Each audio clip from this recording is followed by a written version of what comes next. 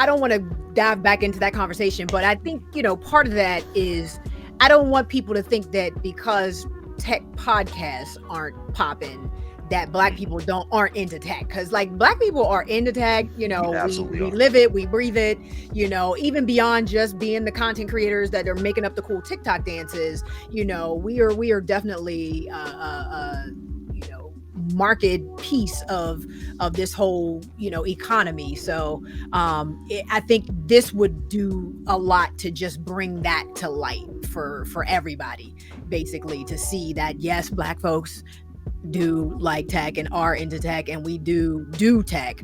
Hopefully this will be a vehicle to really shine that spotlight on that whole idea. I'm hoping so because 230 newspapers, Mm-hmm. Mm-hmm. 47 million, people. That is a heck of a reach. Yeah, 47 million anything is a whole lot of stuff. So, that's right. um, I'm just hoping that this works out for him. I'm really interested to see, how this goes. But you actually, I'm gonna use that as a segue into our main story, about paydays for Black creators. Are we there yet?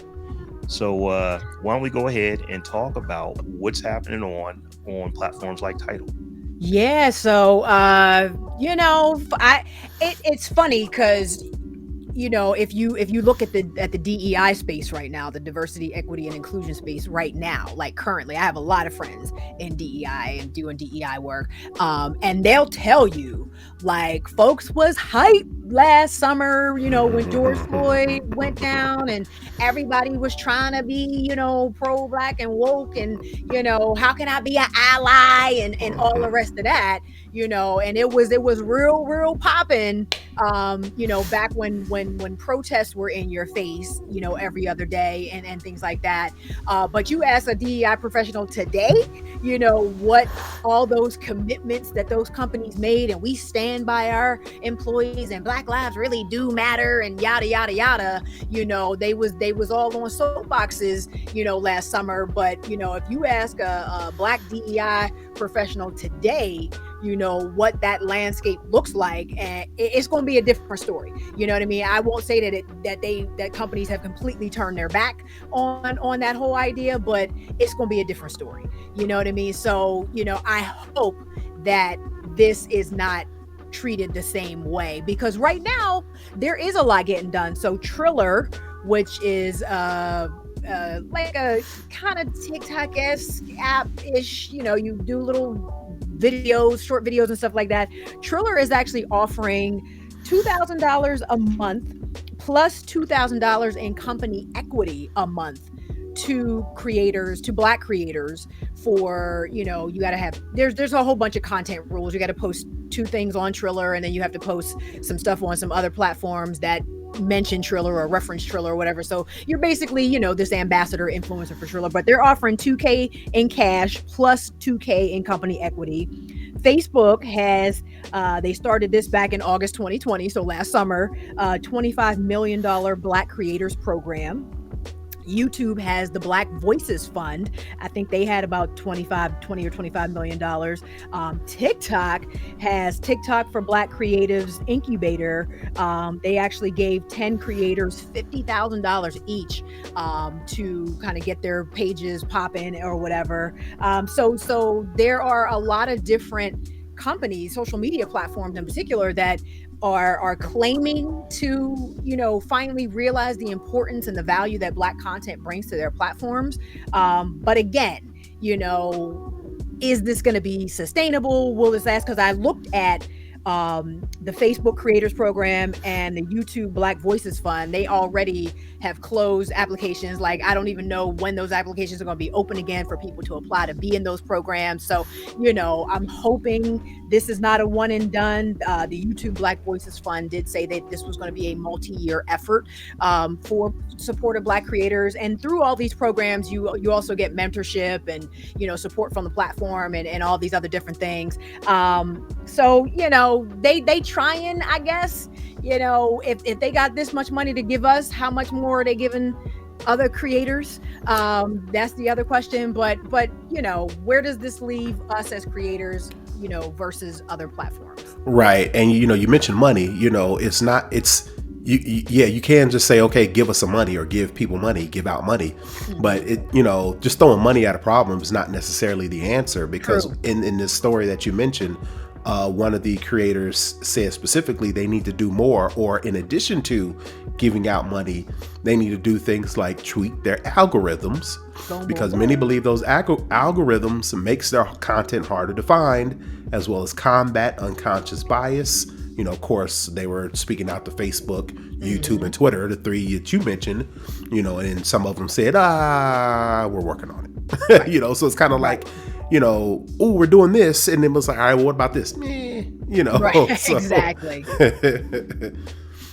And I think when I introduced this, I said title and I meant Triller. So excuse Triller. me for Yeah, no that. worries. But Triller, that is the company that actually is doing the verses, right? Isn't that where I know you can see verses on multiple things, but that's one of Yes. the primary Yeah, platforms for it. yeah, Well, So yeah. they bought the rights to Versus from Timbaland, Twist, and yeah.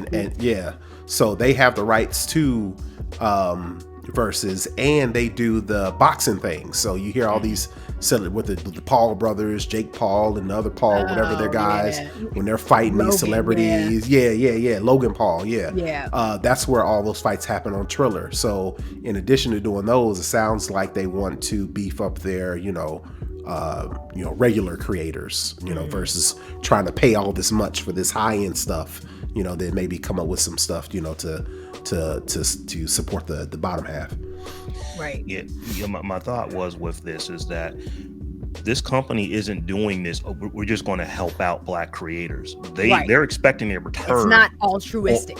Yeah, there is a return on this investment that they are, that they are expecting. And maybe they're just forward thinking enough. They're like, you know what, this is where the hot stuff is. So let's get it on our platform. Let's get them logged in, and maybe we can all make some money, which I don't have a problem with. But I just wanted to, kind of make that clear. This is a for-profit company that is, That's right. they're just trying to do this.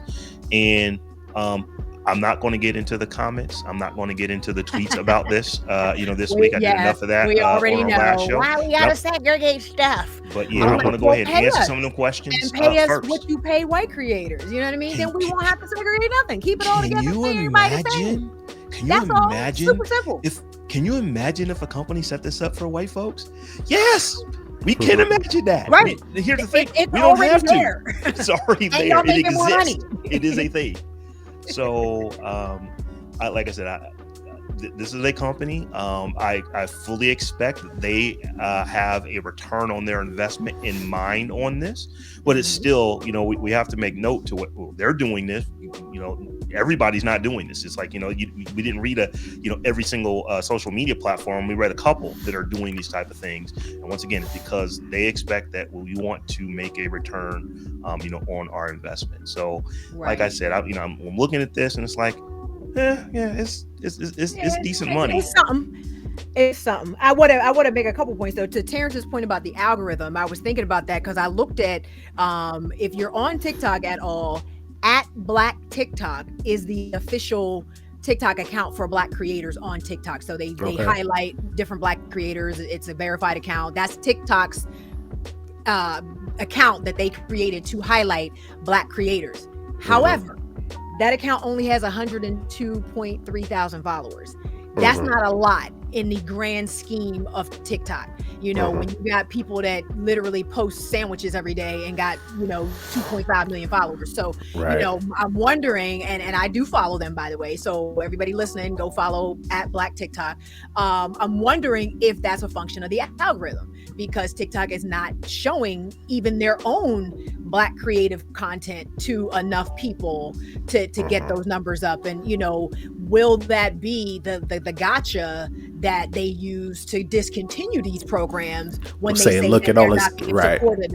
Supported and we did all this and we paid all this money and we gave these creators all this money and we didn't see any growth in their feeds and there was no growth on the platform and no one's even following Black TikTok, you know what I mean? So it's just like, is that a function of the algorithm? Is it a function of us not supporting our own? What is it? Probably a little bit of both, maybe. Like, what's really going on there? But also, like, where does this leave fan base? and that other, what was the name of that platform we talked about last week? Black Page, or the with the brothers, the two African brothers that had that video platform that was like kind of Quibi-esque. Oh, you're gonna make me What go was back the name of that? Yeah, I can't remember the name of that. But where does this leave Black Tag? platforms like Yes. that? Black Tag, Yes. yes. You know, fan base, Black Tag, you know, other platforms like that. Where does that leave them if you now do have, you know, mainstream platforms finally maybe sort of kind of coming around to, you know, understanding the value of Black creators? You know, is anybody ever going to be on fan base now? That's just my question for you guys. I think that there is always going to be a space for the niche. Mhm. You know, you can always, it's never a bad thing to niche down, because that's where you may find your audience. And so I think that there's always room for that. But that being said, I want the biggest platforms on the planet to, you know, to show, you know, representation of folks who look like me, not because, well, we're just doing this out of the goodness of their heart. No, they're doing it because it's good business for them. And, Right. you know, these companies need to see that. So I don't want to, like, you know, I don't want the, you know, the Walmart effect of this being in Meta or being on Facebook to happen. I'm not saying that. So I do believe that there is always room for the niche. But no, I want to go eventually to the metaverse and see people who look like me. I want to go, you know, to whatever, you know, Google is doing and hear people who sound like me. You know, those are things that I want of the biggest platforms. And you know, if they, you know, the things we always hear about, you know, if we ever get it right, we'll eventually get there. Hopefully, we will. You know, my children will see that in their lifetime. But like I said, I don't want the big platforms to just completely cannibalize, you know, the smaller ones. But if that were to happen, then they are absolutely doing something right, because right now the way that these platforms operate, it is simply impossible for them to you know, cannibalize, you know, our type of content, because if that were the case, we you know we'd be showcased there, and that's not necessarily the case for a lot of these platforms. So, you know, so the companies know we have to fix this. And like I said, this is not just pure altruism. They know that they need to fix this because they know that they're losing users. We talked about that recently. Facebook has less African Americans on it now than they did last year this time. That is a problem for them. That it may be a blip in the radar today, but if you have a blip today and a blip next month and a blip the month after that, that's a trend and that's a problem, and they need to do whatever they can do to fix that. So I think this is part, you know, of these two companies going, you know, towards making sure that they get bigger and they make more money. It's always about that bottom line.